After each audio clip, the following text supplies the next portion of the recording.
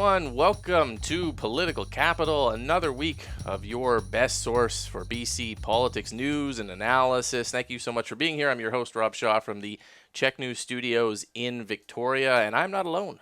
I am not alone in our march to normalcy, our slow return to the pre-COVID world. I am joined in person now by Maclean Kay, editor of the Orca. You know him from the panel. He is here in person in all his glory with an excellent mug. Maclean, why don't you show people that? But don't speak, just show the mug.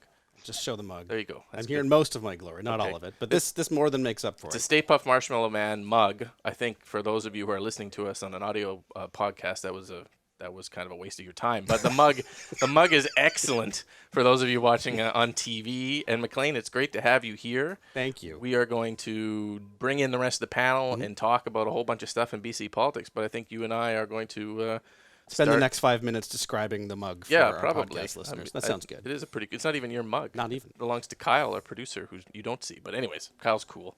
It's cool. It's cool, everyone. Let's talk about politics and bring in the rest of the panel. We'll start with Katy Merrifield, Vice President, Wellington Advocacy, BC Liberal strategist. Hello, Katy. Hello. And hello, Jillian Oliver, BC Green strategist. Hi, Jillian. Thanks for being here. Hey, Rob. Thanks for having me. It is a week in which the legislature is not in session anymore, but there's a lot going on still out there, mainly kind of fueled on our first topic by the prospect of a federal election. Boy, it sure smelt like an election out there this week with Prime Minister Justin Trudeau in town with a dump truck full of cash for the $10 a day childcare plan, announcing a $3.2 billion federal investment over 5 years that is supposed to bring $10 a day childcare into reality by 2026, I guess, and reduce fees 50% by the end of next year. The most money we've ever seen on this province since $10 a day childcare fell out of the mouth of John Horgan in the 2017 election and kind of has stalled a little bit, I would argue, since then. Why don't we go around the table? Katy, starting with you. Yeah, so look, this is a glitzy pre-election promise. Obviously, the devil is going to be in the details. I thought BC Liberal childcare critic Karen Kirkpatrick had a good point when she noted, the NDP's only created 2,500 spaces in the last 4 years. How are they expected to move 12,000 in the next 5? It just seems like a bit of a lofty goal. But I want to talk about the federal political implications here because I think it's quite fascinating. So for anyone unaware, membership in the provincial NDP is automatic in the federal NDP and vice versa. It's one big happy family. And so really by closing this deal, I would argue like Horgan has effectively kicked Jagmeet Singh, the leader of the federal NDP, right in the teeth on the eve of a federal election. The Liberals lost 6 seats in the 2019 election. They need to make gains in order to secure their majority. And Horgan has just sent the message to British Columbians that a vote for Trudeau means a vote for childcare. And so I think this will absolutely pull votes from Singh and the NDP to the Liberals. And not to go too far down the rabbit hole, but I think this has provincial implications as well. The BC NDP will want to keep pulling federal Liberal votes from the provincial BC Liberals to continue to weaken the coalition and push the party to the right until they dry up like the Socreds. And therefore, a tacit alliance between the Trudeau Liberals and the Horgan NDP is something that should be very, very concerning to the BC Liberals. Yeah, it's fascinating, isn't it, when we think of essentially Trudeau stealing from the BC NDP playbook and trying to find, a popular issue for Metro Vancouver voters, and he just takes what John Horgan has found very successful in the last couple elections: childcare, housing affordability. He's in town talking about SkyTrain to Langley and Surrey today. So that's a interesting dynamic. Jillian, NDP leader Jagmeet Singh was standing in Duncan by himself, just 40 minutes from Horgan's home riding, while Horgan was eating white spot with Trudeau, talking about the wonders of childcare and touting themselves as both as feminists for bringing in this childcare plan, which, fair enough. I mean, the plan is insanely popular. But what did you make of both that announcement and everything around it? I agree with everything Katy said. I think the politics is really fascinating, especially because, the benefit for Horgan is that he's getting these deals. They're making another announcement today for funding for the SkyTrain to Langley. But I think there's much more political benefit for Trudeau in this case because the federal NDP are polling ahead of them in BC or maybe neck and neck now. It's very interesting to see. And I think speaks to where the BC NDP is now as much more of a centrist party. I think, though, childcare is a winning issue. That's clear. I also think that it's increasingly being seen as an economic issue. The Liberals have really tried to focus on this as sort of a way to kickstart the economy, not just to get women back into the workforce, but also to sort of shore up the longevity of our economy. Every dollar invested in ECE gives back $6 to the economy in the long term, and helps to sort of lead to a more equitable situation for kids that are able to access preschool. So I think, it's a good thing on top of the politics that we're hopefully going to get moving more on this program. Yeah, it's a great issue, Maclean. Does this get us into reality, do you think? This gigantic, massive amount of cash? Are we now there, $10 a day? Well, we'll see. We'll find out. We've missed targets in the past. I hope it happens.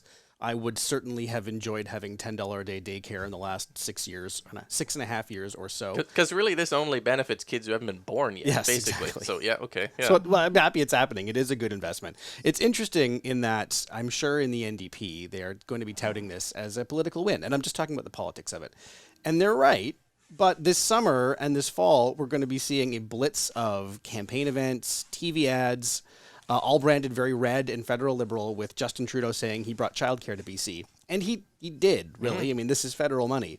And so I think that very quickly this is going to be associated more with the federal government than Victoria. Yeah, I think without this federal money, we saw the last BC budget where only a third of the amount that was required to keep $10 a day childcare plan going was actually allocated. And I get this weird sense from the Horgan government they'd sort of stalled or drifted off their plan. The advocates who'd been behind them started to turn on them, started to criticize them. And without this, I'm not sure we would be getting there. I mean, it is a 10-year plan, so there's still 5 years left. But the ploy was always to get federal money. Yeah, and it just didn't materialize. And so that's what the stall was. Fair enough. I mean, BC is the first province to get it because they're the furthest ahead. And it all works out in a weird synergistic way. Horgan gets what he wants. Trudeau gets what he wants. Everybody is happy except Jagmeet Singh. It's still in Duncan right now, waiting for Horgan to arrive. And the coffee. That's right, yeah. But all right.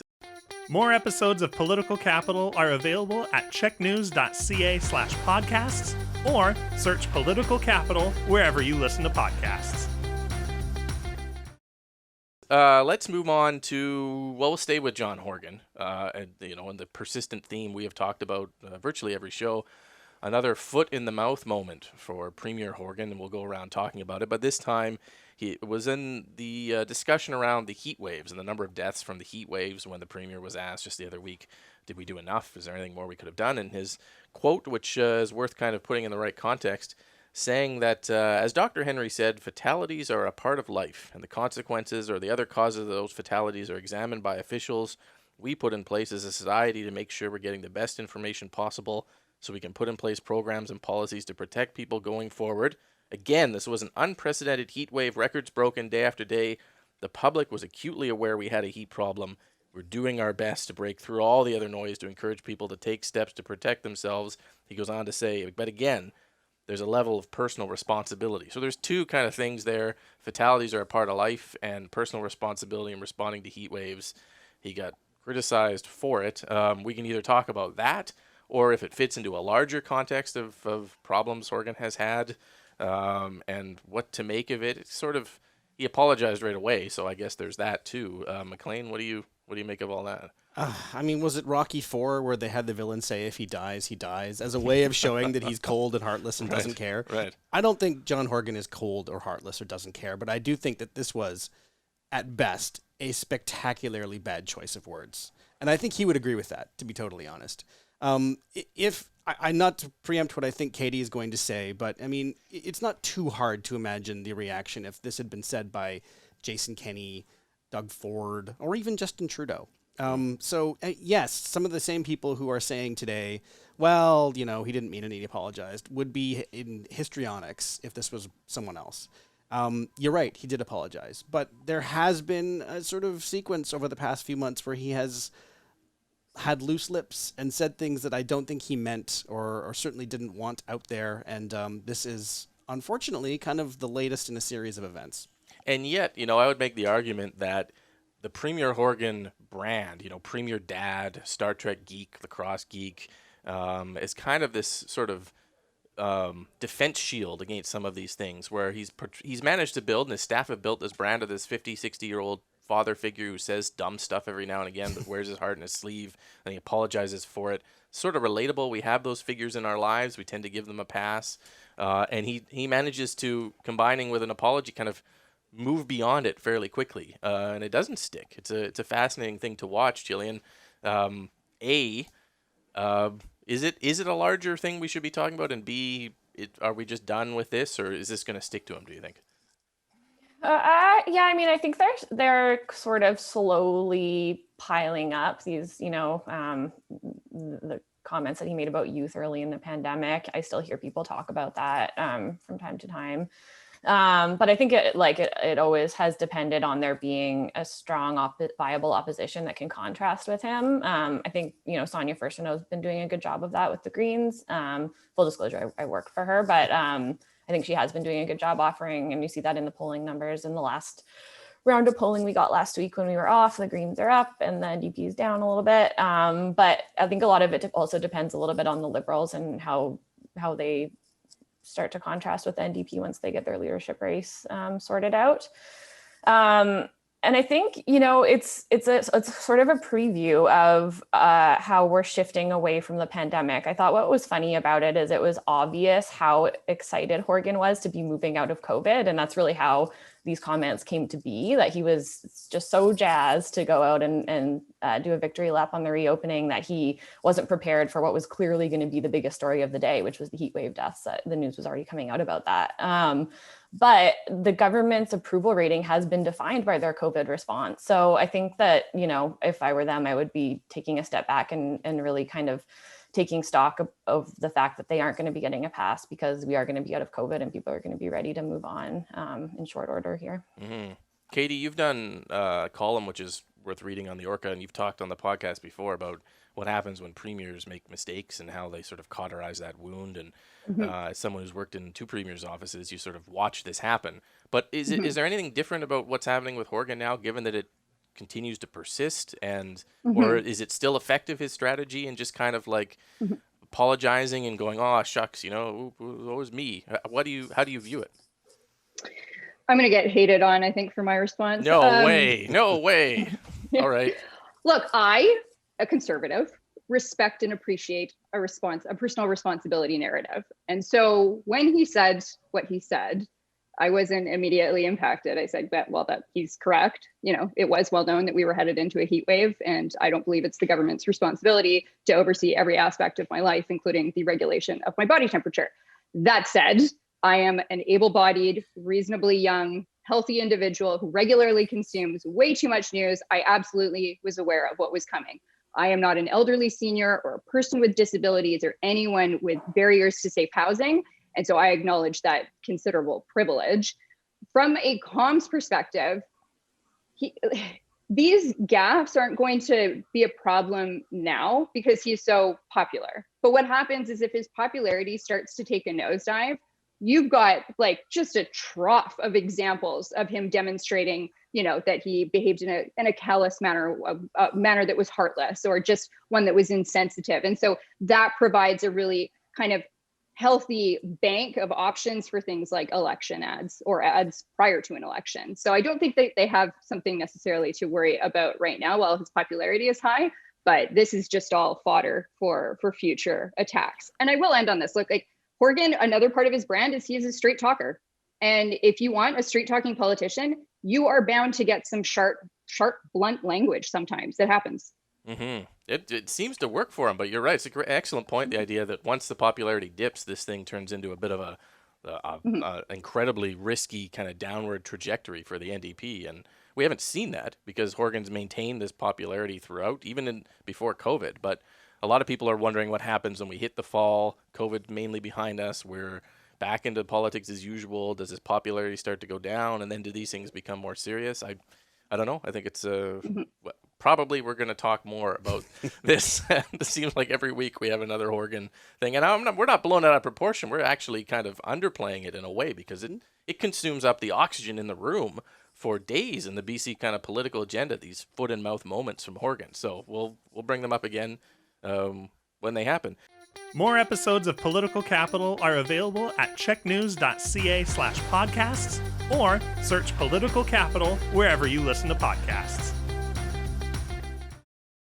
Let's move on to the next topic here, which is NDP constituency assistants voting to strike. 94%. They're unionized from the BCGEU. These are the office workers in the constituency offices for the 57 BC NDP MLAs. They keep the offices open. They want a 8 to 16% wage lift to bring them to parity with federal NDP constituency assistants and workers in the NDP caucus. And obviously that is not something that the MLAs, who are the actual employers, is a weird labor dispute because the NDP MLAs are the employers fighting with their workers here. They're offering a 2% wage increase a year, which is in line with what the other unions have settled for. So weird dynamics. Probably going to be exploited for political kind of gain here, there, and everywhere. Katy, you managed to boot this issue into a hornet's nest online, so we're going to start with you on this because a week later you're still talking about it. Summarize for us your position and the response you've had here. Sure. So I know what the job of a constituency assistant entails. It was my first job in politics. I did it for 2 years. It was a fantastic way to get started in politics, and it was so rewarding. Serving a very deserving public. I think the job is extremely important. And a lot of your job, I would say 60% of it, is helping often very vulnerable people navigate the health bureaucracy, income assistance, disability support, etc. And so what I have a problem with is that 57 communities across this province may be held hostage by a group of what I would deem selfish, entitled junior level staffers who think they deserve an absolutely unheard of 16% increase and are willing to shut down their community offices in a strike to achieve this. I fail to see how self-styled progressives think that it is appropriate to deny these vital services to constituents so that they can ask for an astronomical pay raise. I don't know why that was a controversial take online. Yeah. I'm not sure. Yeah. Couldn't disagree with that. And just to cap it off, you don't hear this from the Greens or the BC Liberals because their staff aren't unionized. No, they're not. They're not unionized. And the constituency assistants for the NDP got together a long time ago in the 80s and unionized, and they've been fighting this fight. They're currently paid between $26 and $31 an hour, depending on their experience. And they point out that they feel like the job of CA has changed with the protests, with the sit-ins and occupations in the offices, with the health crisis and the wildfire crisis. It's more than just a junior job, is their argument. But Jillian, is it an issue that is going to haunt the NDP in any way as the Labour Party that styles itself, on fair bargaining and fair workers' rights and that type of thing? Is this an embarrassment for them, do you think?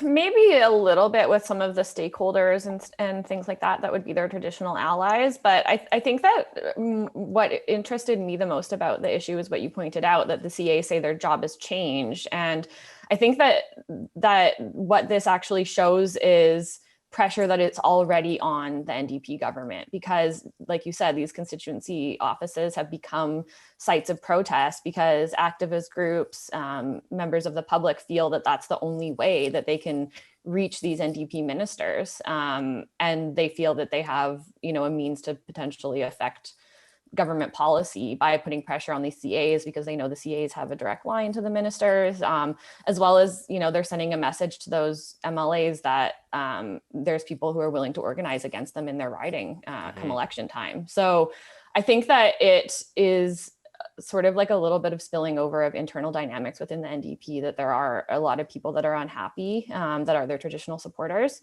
and they're feeling heat from that. Yeah. Maclean?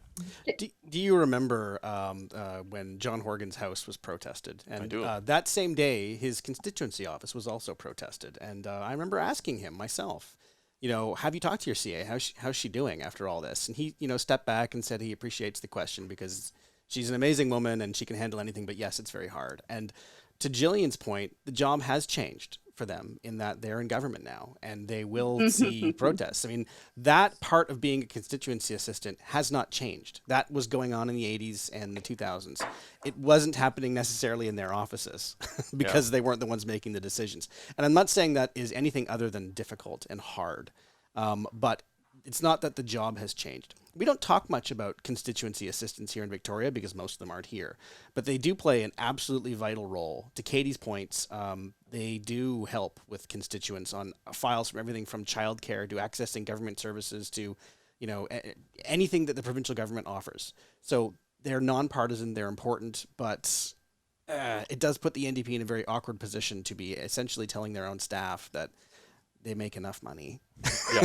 Yeah, and it does. Although, the salary of CAs varies because most MLAs get a $145,000 grant from the legislature. They choose how they want to spend it on advertising and salaries. Some MLAs have bigger ridings. They need to have multiple offices. Some of them only have one. Some of them have fewer staff. Some of them have more. So it's kind of all over the place a little bit. And I think the NDP CAs are viewing the federal party and their own caucus rather than their comparators in the other parties because it's just kind of all over the place. Katy, final word to you since you continue to be on this file a week later. Any final thoughts there? Oh, I was just going to say, Maclean brought up an excellent point. That was going to be my supplemental point that when I was a CA, we saw protests too. Teachers unions protest, paramedics protest. I was a constituency assistant by myself the day we introduced the HST. Can't tell you how fun that was.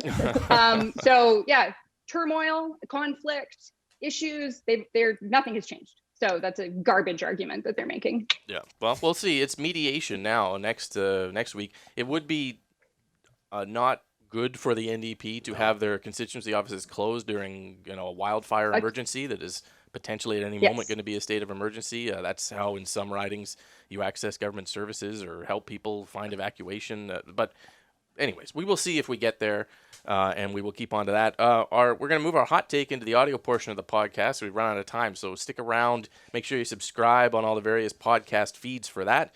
Thank you for watching. If you're watching us on YouTube or on Check News on Sundays, we'll be back next week with all the latest here on Political Capital. More episodes of Political Capital are available at checknews.ca/podcasts or search Political Capital wherever you listen to podcasts.